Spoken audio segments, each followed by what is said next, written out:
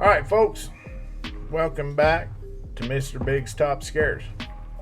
Today I have two stories for you that come from our subscribers.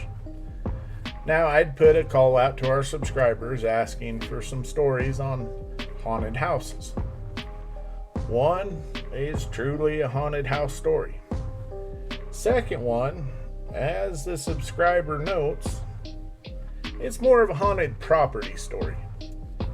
But I think it'll fit in real good, so let's get into it. And if you haven't already, please like and subscribe to the channel. This is going to help me bring you better content. Alright, on to it.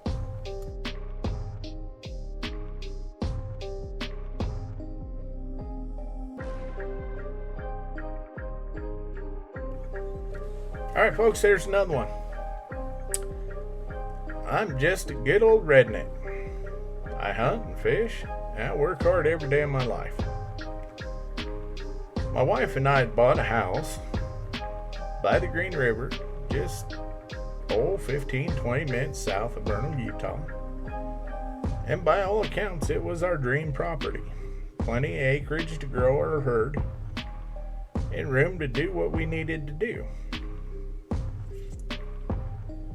My wife and I had lived in the house for about a year, and yeah, there were some odd sounds that we really couldn't justify or account for, but at that, they were just sounds. Nothing major's gone wrong, nothing bad's happened. That was until one night we had some friends over for bonfire, supper, a little catfishing and drinking.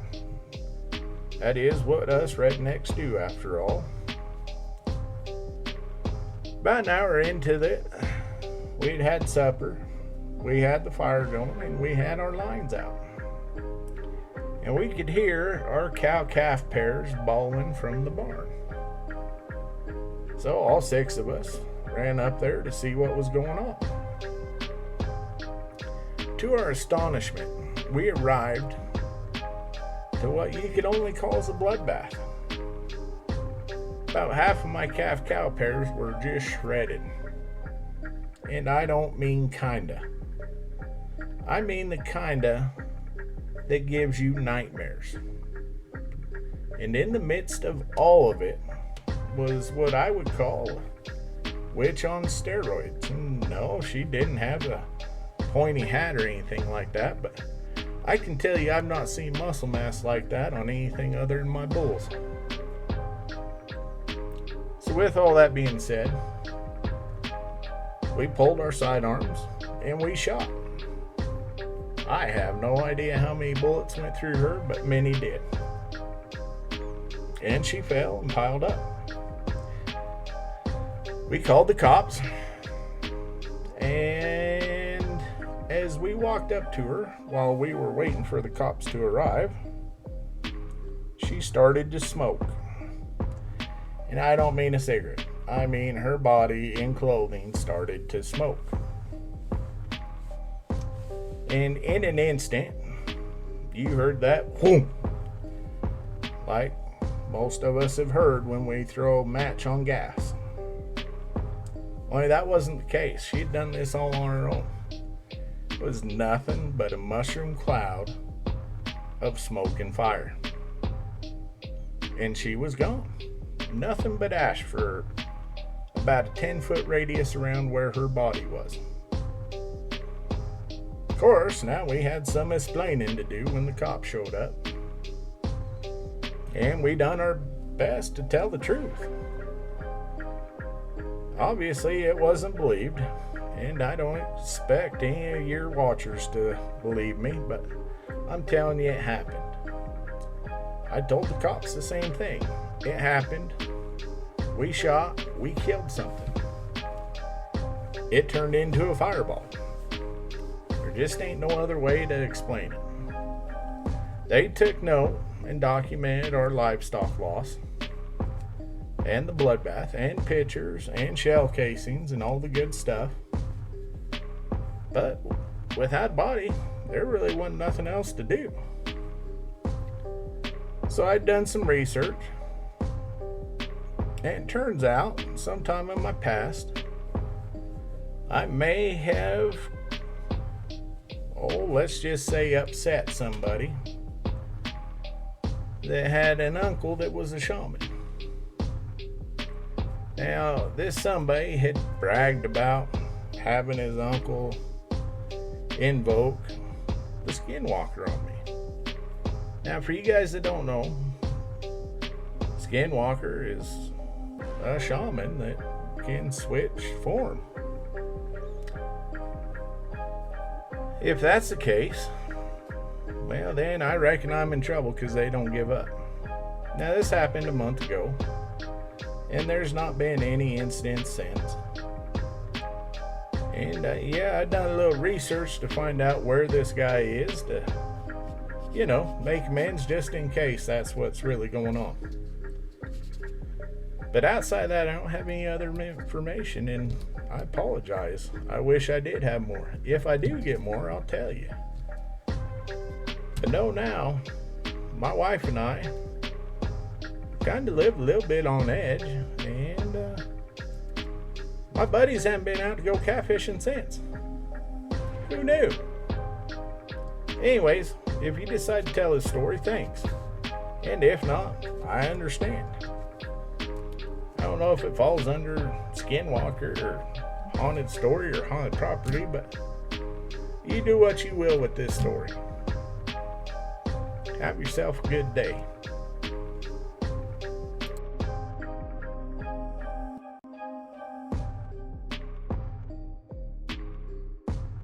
Alright, here's a story. Now, I can give you, at your request, a whole big backstory on everything. But for your channel, I think this will suffice. You let me know if you need more. I bought a property with land that I was going to farm. Didn't happen. Done some renovations on the house, found some creepy stuff inside. I found satanic worshiping altar. Had what I thought was fake human skulls, bunch of candles, all that kind of junk. It all went in the trash. I don't believe in that.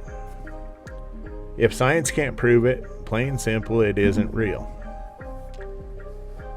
One day, after being in the fields, I had a dinner followed by a glass of whiskey. Now, this is your everyday top shelf whiskey. I know most people out there have at least tasted it before. It doesn't make you hallucinate. So you can imagine my surprise while watching TV with my glass of whiskey. I heard a dog screeching in pain from my basement. I grabbed my gun and went to investigate. You see, at this point in time, I didn't have a dog. So, yeah, there really shouldn't have been a dog in my basement.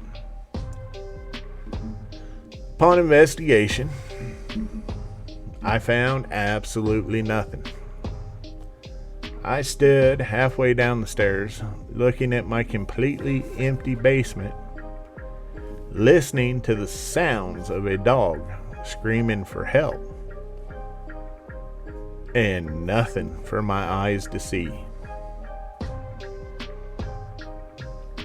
This, as you can imagine, is pretty creepy. The next day, I reached out to the previous owner that I'd bought the place from, and he told me that they sold the place shortly after moving into it because they were hearing chanting from the basement, occult type chanting. So, without giving the occult any recognition, because I don't believe in their beliefs and I don't think what they do is right, I'm just going to tell you the story, and I'm not going to tell you any of the names. The leader of this occult is in prison. We have all heard of him. And as far as I can tell, this is where the occult all started. And he gained his first followers. Torture and sacrifice were the norm. These people were ruthless. And it took place in the basement of this farmhouse. There was snakes killed, there was dogs killed. It is believed there was humans killed and sacrificed. Near as I can tell, they didn't summon any weird demonic entities, if you will.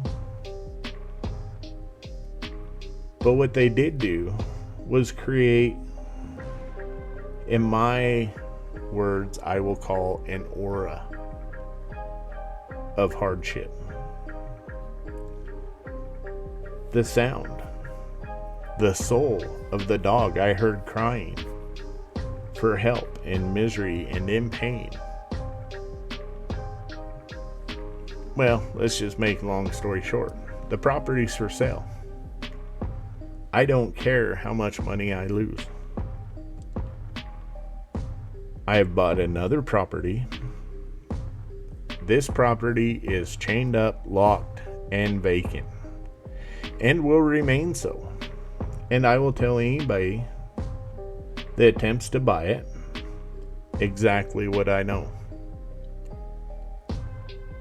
If they've got the money and the know-how, they can try to bulldoze it and hope for the best. But I'll tell you right now, living in that house will end in nothing but hardship. Hey, thanks for watching until the end. Let me know in the comments below your opinions on these two stories. Let me know what you think. Or if you have a story of your own, email it to me. You can find that in the description on my homepage. Don't forget to like and subscribe, as this is going to help me bring you a lot better videos in the future.